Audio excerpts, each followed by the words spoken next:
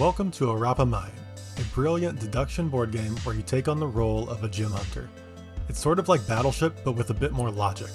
The premise is fairly straightforward. You send ultrasonic waves straight into a 10x8 underground grid. These waves travel in a straight line, bounce off hidden gemstones at right angles, and exit the board. Based on the exit point and the shifting colors of the beams, you have to deduce exactly where your opponent hid their stash. For example, if my opponent's red parallelogram is placed here and I guess G, they would tell me that the wave exits at 3 red. However, if they also had their yellow triangle placed here, the wave ricochets off red, reflects back off yellow, turning orange, and bounces off red again before exiting the board. This time, when I guess G, the opponent's response would be G orange. With a few more guesses, I can pretty reliably determine exactly where each of my opponent's 5 pieces are positioned. Of course, there are some rules about how pieces can be placed. They must remain aligned with the grid and inside the grid boundaries, and the edges of 2 pieces cannot be lined up against one another, though they can align with the boundaries.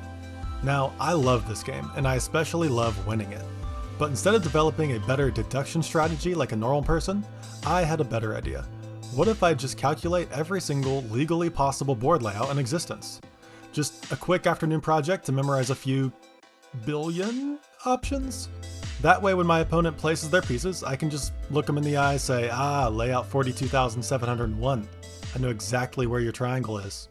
Foolproof strategy, right? Let's get started.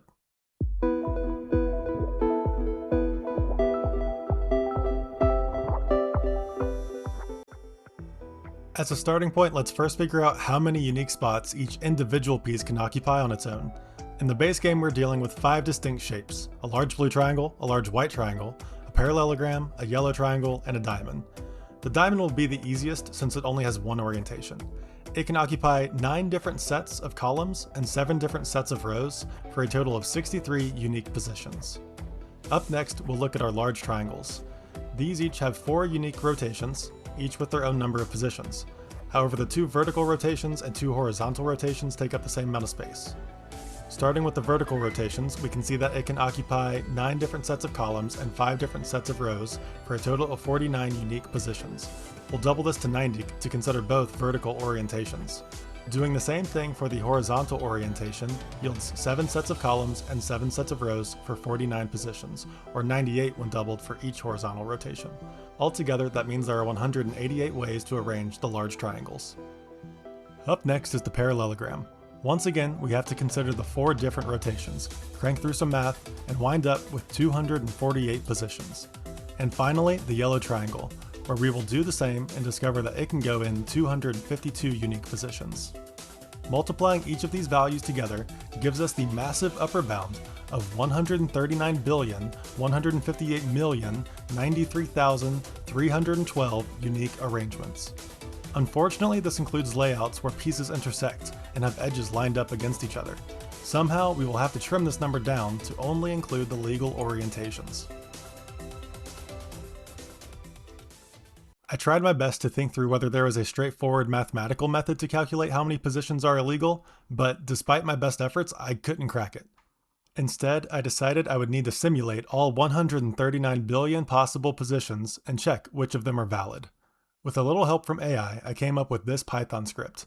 My real-life job heavily intersects with programming, but I'll admit I'm a bit of a Python novice, so feel free to let me know how inefficient this is in the comments. The code first defines the squares taken up by each piece under each possible orientation. Then, for each orientation, it defines where the orthogonal borders are. For example, in rotation 0, the large blue triangle takes up space in these 6 squares. Additionally, these 4 squares have an orthogonal border along their north edge. Once all the pieces have been defined for each of their possible orientations, the code works like a meticulous digital referee. It places each piece in the upper leftmost possible position in the following order. Before a piece is allowed on the board, the code runs intersection checks. If the physical mass overlaps, or if 2 flat outer walls clash, the computer flags a violation and instantly throws out that branch. It only digs deeper into the search tree if the pieces fit together legally. Once all 5 pieces have been placed, the code increments the total permutations counter, moves the pieces to their next position, and repeats the process. Because the algorithm is checking every single valid combination cell by cell, it is pretty computationally expensive. I initially tried running this in a cloud environment, but it was so complex that the web servers kept timing out. So eventually I decided to put the script in a text file and let my own laptop do the work. All that was left to do was run it.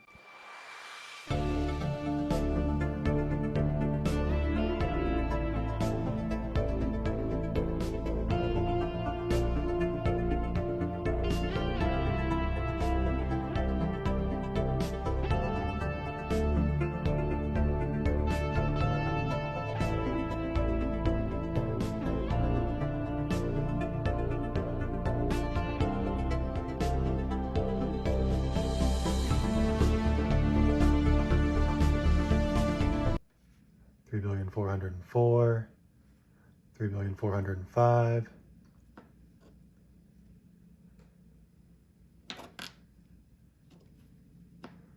$3,406.